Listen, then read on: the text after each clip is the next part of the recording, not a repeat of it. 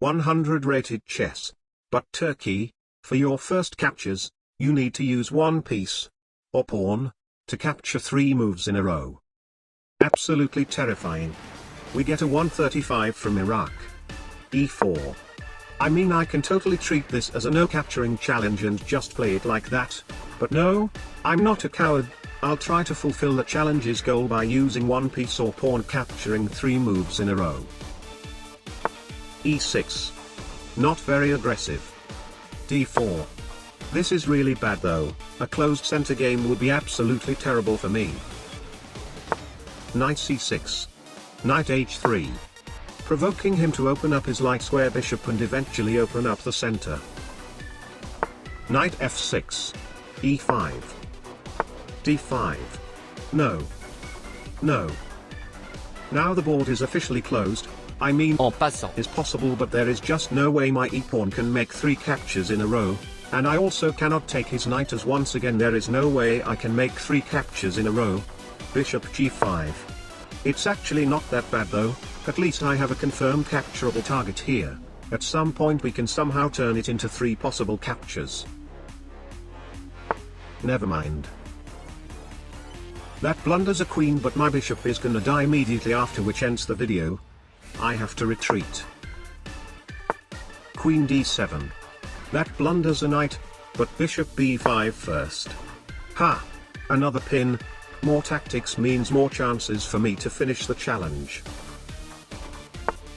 B6. F3, trapping the knight. Okay, this looks very promising, but I can't take it right now. The first capture needs to lead to 3 captures. I need to find a way to create some sort of tempos for that. F5. That is really good. Weakening his own king is definitely a way to give me some tempos. Knight F4. G5. Knight H5. F4. Aha. Alright. Here we go. F takes C4. Okay. Now my next 2 moves has to be using this pawn to make more captures. Therefore if he takes the pawn now the video ends.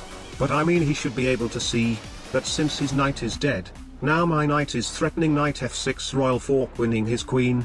And even if he doesn't see that, at least he should be able to see that he obviously should just take my bishop here instead of my pawn. Right?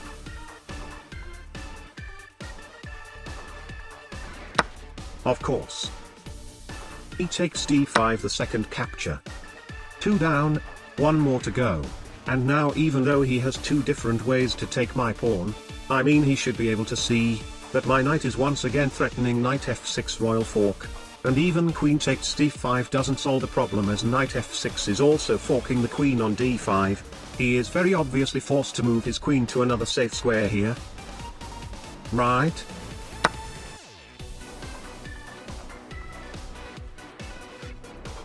No. You know what? It is Monday, so I actually have 2 chances. Yes, from now on I have 2 chances on Monday. This one is too difficult. That was already my peak brain usage and it still didn't work. Knight F6 check. King E7. Okay, but I can't take his queen though. My knight is gonna die before it can make 3 captures. Queen F3 instead. The queen is definitely going to help with the challenge. I can already feel her influence just by standing on F3.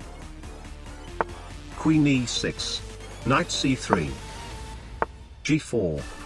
Aha. Absolutely perfect. I will use my own woman as a tempo. Knight takes D5 check. The plan is very simple. If king D8, I'll go knight takes B6 second capture, sacrificing my queen for a tempo, and take his rook as the 3rd capture, which completes the challenge. King E8, it is just a triple fork. The only problem is king D7, as then knight B6 will be a check and can get my knight captured. So I will have to go knight C7 and just hope that he takes my queen instead of my knight. He made it easy for me. Knight takes C7 triple fork. King D7. Knight takes E6. The job is done. And he took my knight instead of my queen. Well, the rest of the game is just me checkmating his king. I'll show you the fast version of the game instead.